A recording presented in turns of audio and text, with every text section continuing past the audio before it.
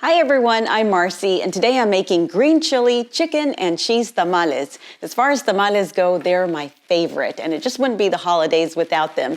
So I thought I'd shoot this video for those of you who've never made them before and might be intimidated to try it. And I just want to break it down step by step as simply as possible so that you can see that you can make them and make some really good ones too. So hit that subscribe button and let's do this.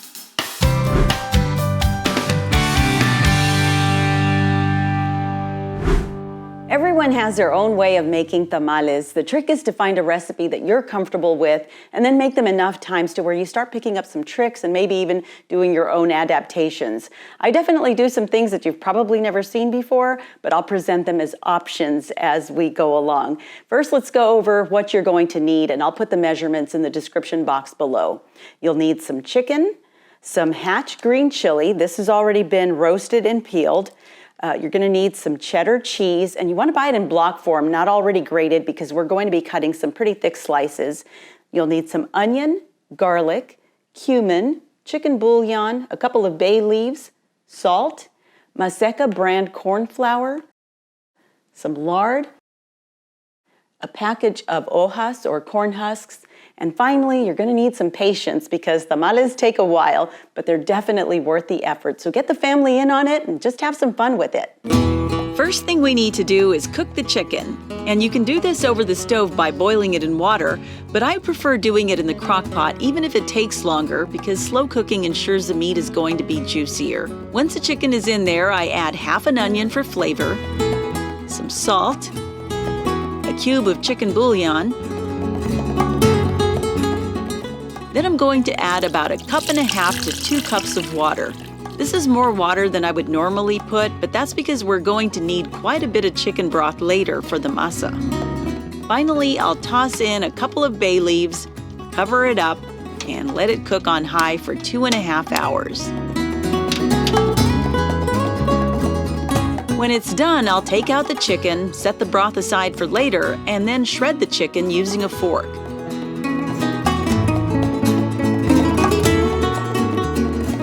Now I'll set the chicken aside and make the chili. For this, I'm going to take about 12 Hatch Green Chilies and put them in the blender, along with 3 cloves of garlic, about a teaspoon of ground cumin, a teaspoon of salt, and 1 3/4 cups water.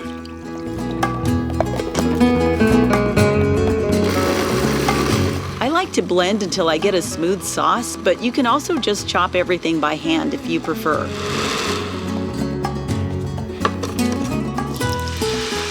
Then we cook it in a skillet with just a little bit of cooking oil in it. This is a really fantastic chile verde sauce as is. I mean, take a look. But one year when I was making tamales, I wanted it to be extra creamy, so I added a can of cream of mushroom. And wow, I have been making it this way ever since. So this is one of those options that I told you about early on. You don't have to do this, only if you want to, but I really love it.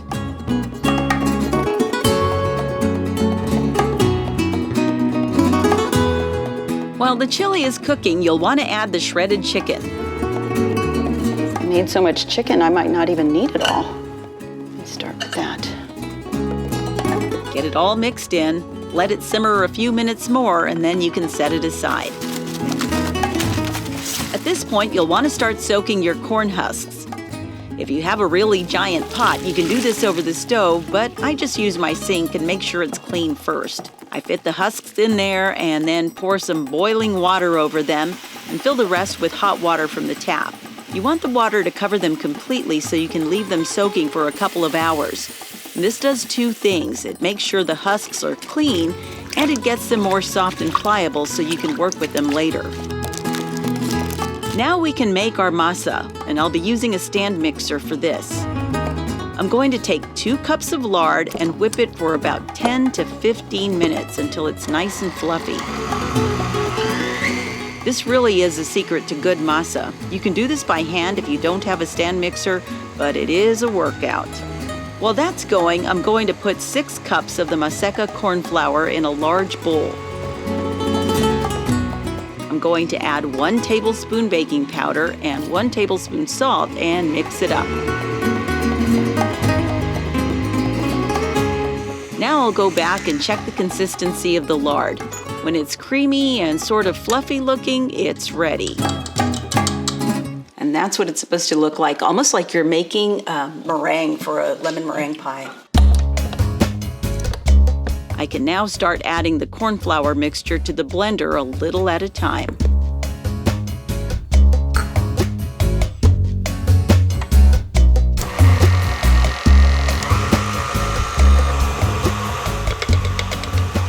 I'll also start adding in some of the chicken broth that was left in the crock pot, and I'll do this a little at a time as well. Every time I add a little more of the corn flour mixture, I add a little more of the broth.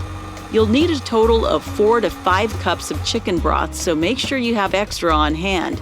I ended up using 4 3/4 of a cup, and what was yielded from the chicken I cooked earlier wasn't nearly enough. Thankfully, I always have chicken broth in my pantry. At this point, I let the stand mixer do all the work for me. I let it go for about 15 minutes. The longer you leave it, the better. You know your masa is done when you take a tiny piece of it, drop it into a glass of water, and it floats. If it sinks to the bottom, try adding a little more chicken broth and let it blend a little longer. There we go. This masa is ready, so it's time to pull back the hair, put on an apron, and start making tamales. I've got my large steaming pot that I'm going to fill with water all the way to the point where the tamales will rest. And I've got my masa, the chicken and chili, and the thick slices of cheese all ready to go. Now I'm going to grab a corn husk, and you're going to want to feel one side is a little rough and the other side is a little smoother. And we're going to be putting the masa on the smooth side. Now I have a couple of tamales spreaders that work really great, but if you don't have one, you can use a spoon or a spatula. You can even use your bare hands. In fact, I would recommend trying a bunch of different utensils until you figure out what works best for you. But we're going to be putting the masa about from the halfway point all the way on down. If the husk seems too wide, like it's going to be the world's fattest tamale, don't go all the way to the edge on one of the sides. Like this is really wide, then don't go all the way to the end. Then we'll take our chicken and chili combination, fill it up nicely so you have a good meat to masa ratio. Then add a thick slice of cheddar cheese on top. Fold it first on the sides, then flip over the bottom, and there's your first tamale. You only have 5,000 to go. And there you have it. Just kidding, but this will definitely make a few dozen. Place it in your pot, grab your next husk, and keep going. It won't be long before you get into a groove. Believe me, before this is over, you'll feel like an expert.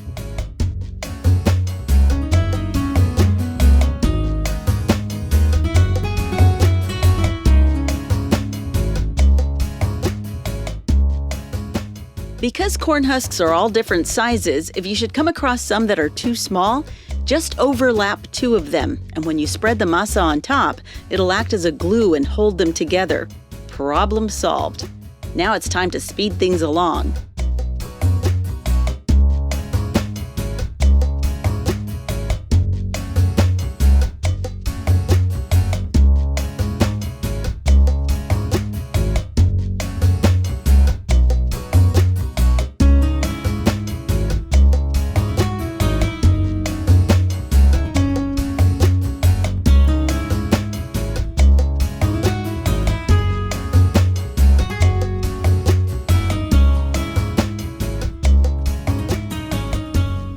Thanks to this time-lapse video, I'm going so fast I'm impressing myself.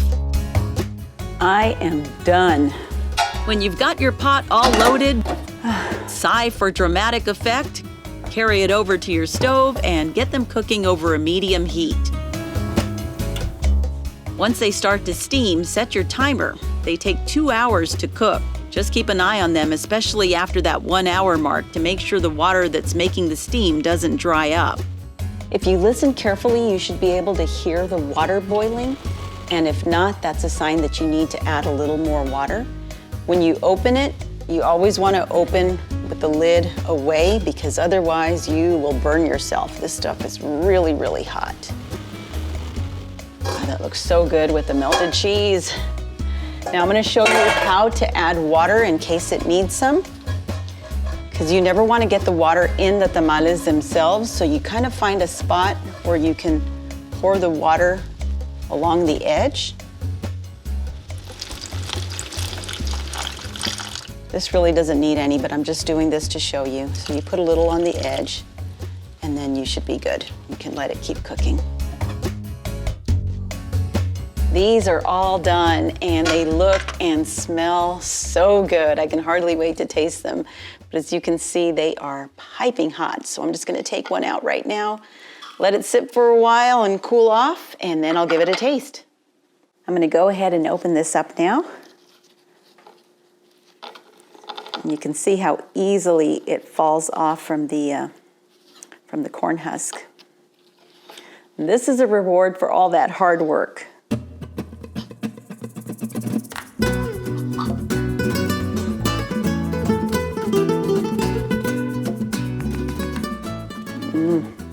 Wow. What I love most about these tamales is how moist and flavorful they are. The green chili, the chicken, the melted cheese, it's all just so delicious. And as you saw, we made so many that you have enough to share with your friends and your neighbors. Or you can put some in the freezer for later. Just remember that when you're reheating them, you want to steam them and not just throw them in the microwave, because tamales are always best when they're steamed. I hope you try this recipe. Thanks so much for checking out this video. All the ingredients and amounts are in the description box below, along with some alternatives for my vegetarian friends. If this video was helpful, give it a thumbs up and subscribe if you haven't already. You can also follow me at Marcy Inspired on Instagram and Facebook. Until next time, blessings from my kitchen to yours.